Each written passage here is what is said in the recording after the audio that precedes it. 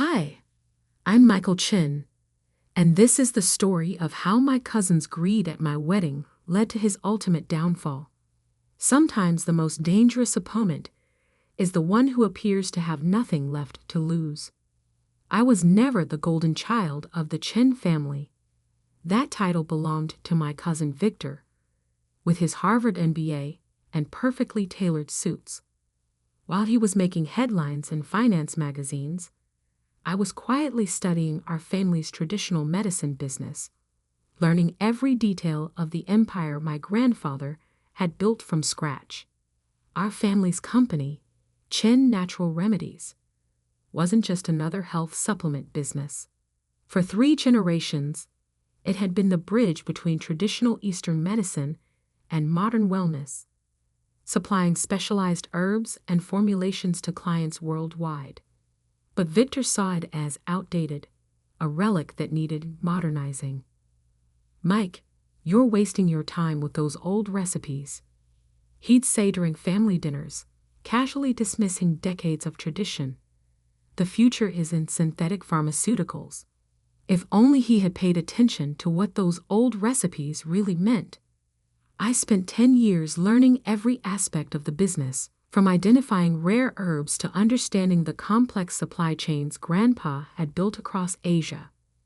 While Victor was making flashy deals in New York, I was traveling to remote mountains in China, meeting with farmers who had supplied our family for generations.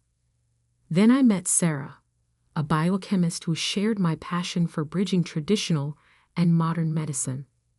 We fell in love over late-night discussions about molecular compounds and ancient healing practices. She understood what Victor never did, that our family's true wealth wasn't in bank accounts, but in knowledge passed down through generations. Our wedding was supposed to be a simple celebration, blending our cultures and families. But Victor had other plans. Just as Sarah and I finished our first dance, Victor clinked his glass, demanding attention. "I have an announcement," he declared, pulling his girlfriend Amanda onto the stage. "We're engaged, and since we're all here," he dropped to one knee, presenting a diamond ring that made our simple wedding bands look modest in comparison. The room erupted in applause. My mother squeezed my hand sympathetically, but I kept my face neutral. This was just the beginning. A week later, Grandpa called a family meeting. His health had been declining, and Victor had convinced him that the company needed strong leadership going forward. "Michael," Grandpa said, his voice weaker than I had ever heard it, "Victor has some concerns about the company's direction." Victor stepped forward, tablet in hand. "Our analysis shows significant inefficiencies in the traditional supply chain. We need to modernize, switch to synthetic alternatives. The old ways are costing us millions." He presented spreadsheets, graphs, projections, all showing how my dedication to traditional methods was dragging down the company. What he didn't show was how those same traditional methods had built loyal relationships with suppliers and customers spanning decades. Furthermore, Victor continued, "Mike's wedding has left him in significant debt. How can he focus on the company's future while struggling financially?" I sat quietly, watching the performance. Victor had spent months preparing this moment, playing on Grandpa's fears about the company's future and my supposed financial instability. "There's a solution," Victor announced magnanimously. "I'll handle Mike's wedding debt if he signs over his shares and future inheritance rights. It's for the best. He can focus on the traditional side of things while I modernize the business." Grandpa looked at me, his eyes tired. He had already been convinced. "Perhaps it's for the best, Michael. Victor has the business experience." I signed the papers without argument, watching Victor's triumphant smile grow with each signature. He thought he had won everything: the company, the inheritance, even the satisfaction of humiliating me at my own wedding. That night, as Sarah held me while I appeared to mourn my lost inheritance, I thought about the real legacy Grandpa had left me, one that Victor knew nothing about. Because while Victor had been studying spreadsheets, I had been learning secrets. While he was making deals in boardrooms, I was discovering hidden accounts and ancient contracts that dated back to our great-grandfather's time. Victor thought he had stripped me of everything, but he had forgotten the most important lesson of traditional medicine. The most powerful ingredients are often hidden from sight. As I sat in my small apartment, I began making calls to numbers Victor didn't even know existed.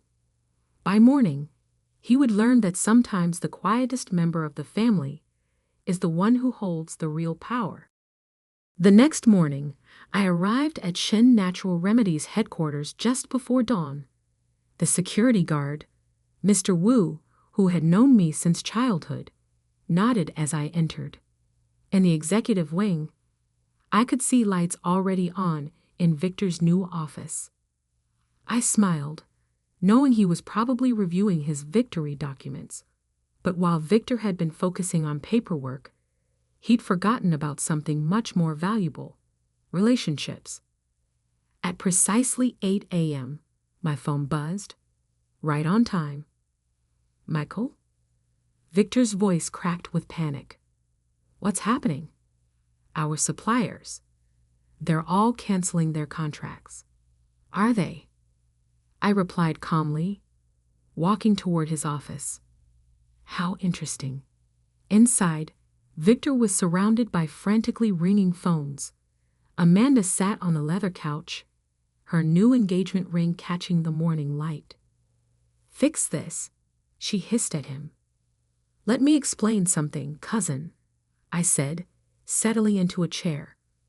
"Those contracts you had me sign yesterday, they covered the modern, documented part of our business. But our family's real power lies in relationships that were never put on paper." I pulled out an ancient leather-bound notebook, Grandpa's original supplier journal. "See, while you were studying finance, I was learning about trust.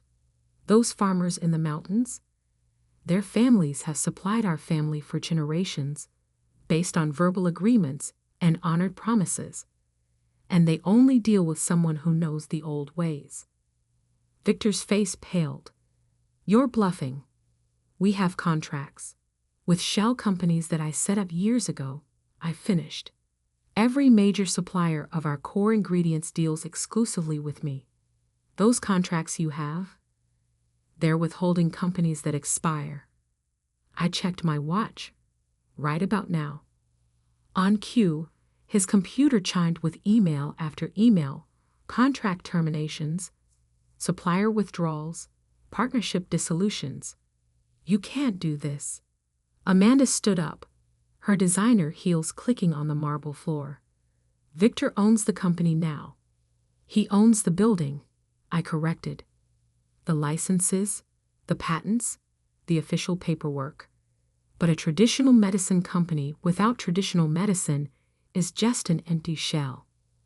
I opened my laptop, showing them live updates from our inventory system. "Our suppliers are redirecting all shipments to my new company, Legacy Chen Herbals. I've spent years setting it up, building relationships, preparing for when you finally showed your true colors." Victor lunged for his phone. "I'll call Grandpa." "Already with me," I said softly.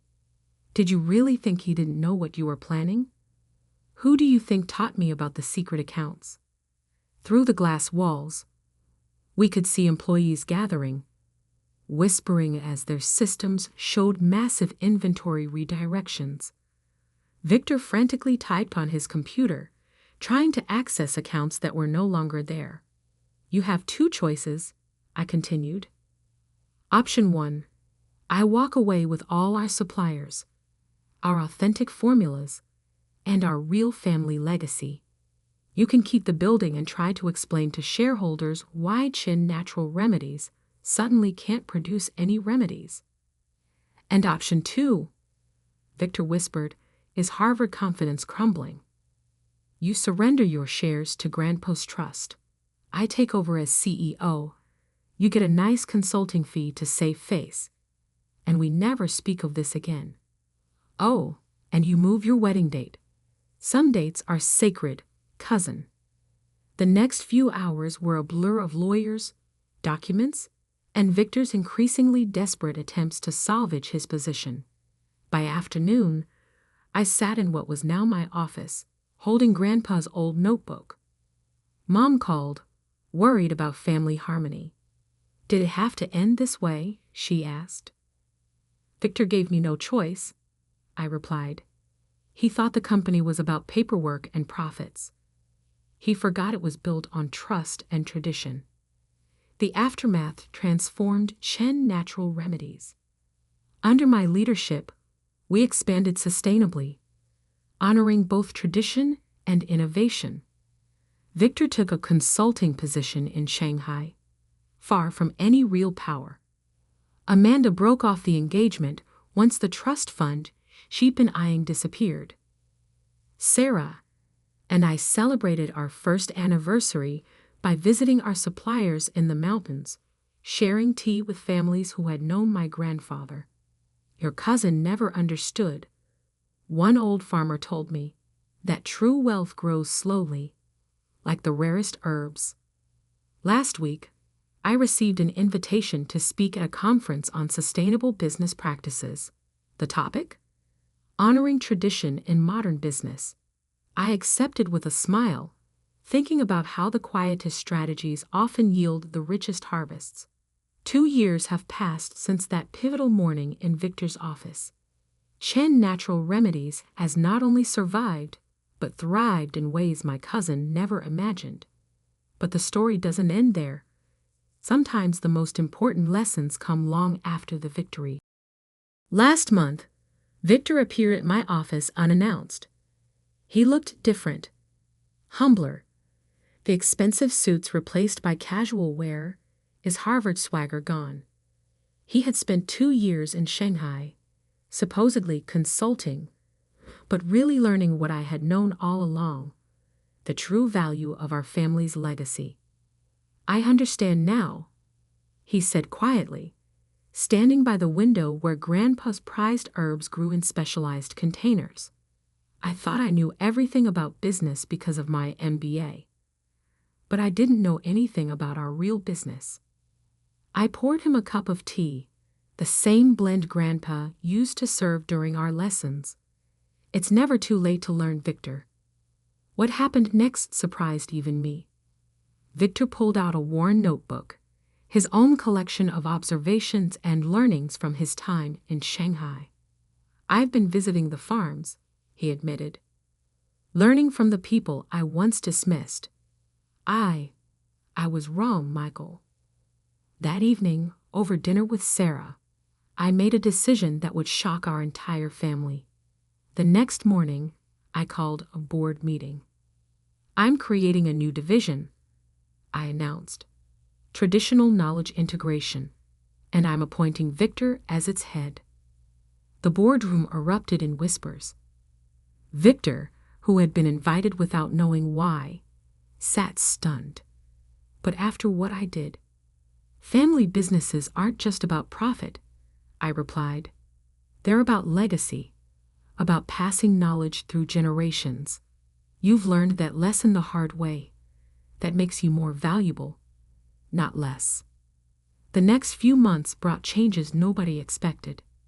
Victor threw himself into the new role with the same intensity he once devoted to hostile takeovers. But this time, his Harvard business skills served to protect and promote our traditional knowledge, not destroy it. Sarah gave birth to our first child, a daughter we named Rose, after a healing flower central to our most treasured formula. Victor's first project was creating a sustainable cultivation program for that very flower, ensuring it would be available for generations to come.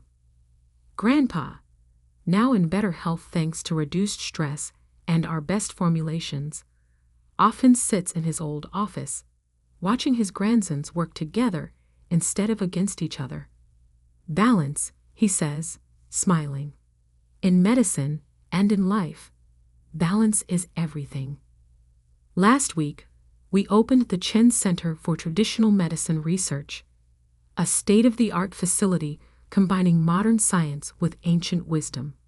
Victor and I cut the ribbon together, our past rivalry transformed into a partnership that made us stronger. The press called it a heart-warming family reconciliation. But those who know our story understand it's more than that. It's about learning that true power isn't in defeating your enemies, but in transforming them into allies. Amanda occasionally appears in society pages, now married to a tech entrepreneur. She sent a congratulatory note when the center opened, signing it with a postscript. I guess some traditions are worth keeping after all.